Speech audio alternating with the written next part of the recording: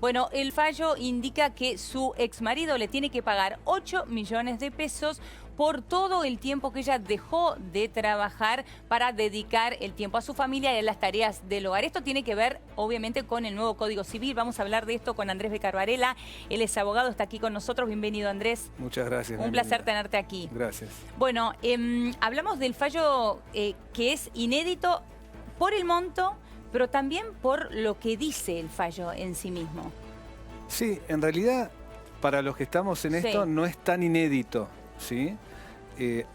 Hay fallos, están saliendo un montón de fallos, recién ahora se están dando a la luz, pero hay otro fallo que también fijó una suma similar y después hay otros, habrá como 10 precedentes más que se hicieron públicos donde los montos fueron menores, pero el tema ya está instalado por lo menos en el mundo del derecho. A ver, dejemos por un momento el monto de lado. Ahora vamos a hablar del monto y por qué se determina este monto, si es que se sabe. Pero ¿qué es lo que se determina acá? ¿Qué es lo que se tiene en cuenta a partir del nuevo Código Civil que hace que esta mujer reciba esta compensación? Bueno, primero tendríamos que decir simplemente en 2 palabras qué significa esta compensación económica. Con el nuevo código es una figura nueva, antes no estaba, que dispone que el cónyuge que con motivo de la ruptura del divorcio sufre un desequilibrio manifiesto que se traduce en un empeoramiento de su situación, tiene derecho a reclamarle al otro una compensación económica. Es el típico caso en un esquema tradicional donde la mujer se dedicaba, como vos dijiste al principio, se dedicaba a las tareas del hogar, a la educación de los chicos, y el hombre se dedicaba al trabajo, a capacitarse y, bueno, producida la ruptura, durante el matrimonio ese desequilibrio no se verifica porque comparten la vida, entonces no se ve, pero producido el divorcio, se produce un menoscabo muy importante en el cónyuge más débil, en este caso, la mujer que se dedicaba al trabajo. Está bien que hagas esta aclaración porque en realidad lo que dice el Código Civil habla de cónyuge, perdón, no habla ni de hombre ni de mujer, ¿no? Habla de cónyuge. En este caso estamos hablando de los dos casos, pero se pensó siempre pensando en que era la mujer la que realizaba esa tarea. También está previsto lo mismo para las uniones convivenciales. Cuando la ruptura de una unión convivencial también se produce este desequilibrio manifiesto. ¿Existe esta misma compensación? La misma figura, sí tiene algunas pequeñas diferencias, pero el concepto es el mismo. Ahora, lo que se determina aquí entonces, o lo que se tiene en cuenta, es la foto de lo que la mujer dejó previo a contraer matrimonio.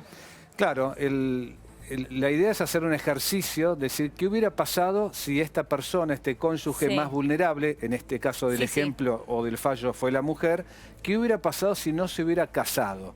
¿Qué hubiera pasado con su desempeño laboral, con sus potencialidades, con lo que ella hubiera hecho si no se casaba y si no se dedicaba al hogar? En este caso vamos a aclarar que estamos hablando de una licenciada en economía que dejó de lado su profesión para dedicarse a su casa. Exactamente. Así que se saca una foto en ese sentido y también para saber qué patrimonio había cuando entró al matrimonio y con qué patrimonio se va del matrimonio. En este caso había una diferencia importante. La mujer incluso había traído bienes que había cobrado, que tenía de herencia y los destinó para la vida matrimonial. Y producido el divorcio, resulta que el marido estaba en una situación patrimonial así, por ejemplo. Claro, o sea, él tenía un buen pasar y ella tenía dificultades. El buen pasar lo tuvieron los dos por el matrimonio, pero producido el divorcio, claro, quedó un desnivel muy pronunciado entre el buen pasar que llevaba el marido y lo que le ocurría a la mujer. Aquí, para determinar el monto y para determinar esta compensación, ¿se tiene en cuenta la perspectiva de género?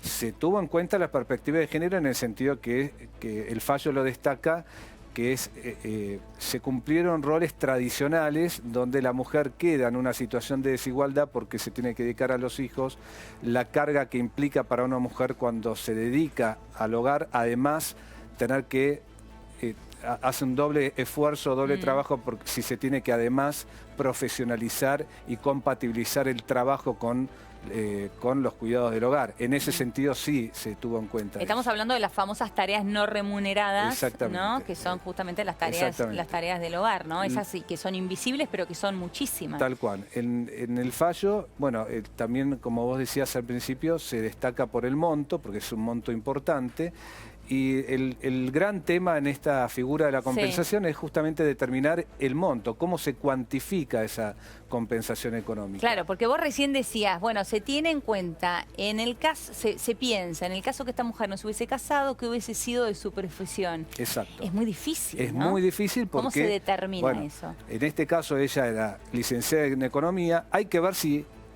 qué pasaba si no se casaba. ¿Necesariamente iba a ejercer la economía o se iba a dedicar a otra cosa? ¿O iba a abrir un negocio y se dedicaba a atender un negocio? O sea, el abanico de posibilidades es enorme, con lo cual cuantificarlo es muy difícil.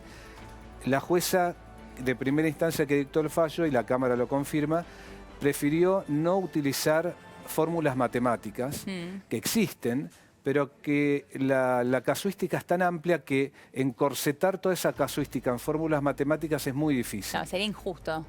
Bueno, no sabemos si sería injusto, pero claro.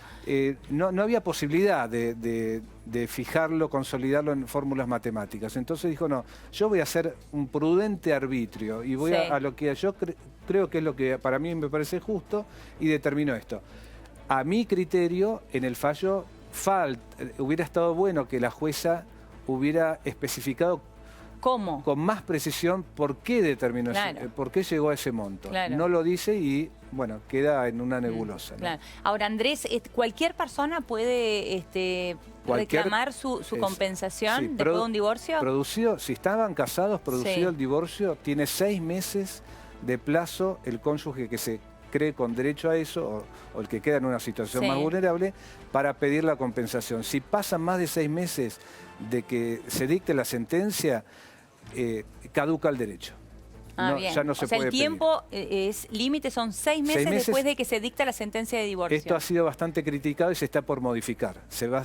Hay un proyecto de ley que lo quiere cambiar a 1 año. Y lo mismo ocurre con las uniones convivenciales. A los 6 meses del cese de la unión convivencial, tienen que plantearlo antes de que transcurran los 6 meses. Ahora, para ir cerrando, lo que hay que aclarar es que estos 8 millones de pesos, bueno, surgen, no sabemos bien de qué manera, pero se tuvo en cuenta evidentemente la profesión se tuvo en cuenta, y otro tipo de cuestiones. Exacto, y que el marido en este caso tenía un importante patrimonio. Para poder, porque también hay que tener eso en cuenta, si el otro tiene capacidad de responder a eso. Acá se entendió que sí. Y otra cuestión también que se indica en el fallo es que esta mujer ya no puede reinsertarse en la vida laboral porque ella está en edad de jubilarse. Ya está jubilada. Sí, tal cual. Ya por la edad es imposible. Una mujer de 70 años. Eso se tuvo muy en cuenta para fijar un monto importante. Bueno, ya conoceremos más entonces. Seguro, porque ya están saliendo cada vez más precedentes parecidos. Andrés, muchísimas gracias. No, a ustedes, gracias.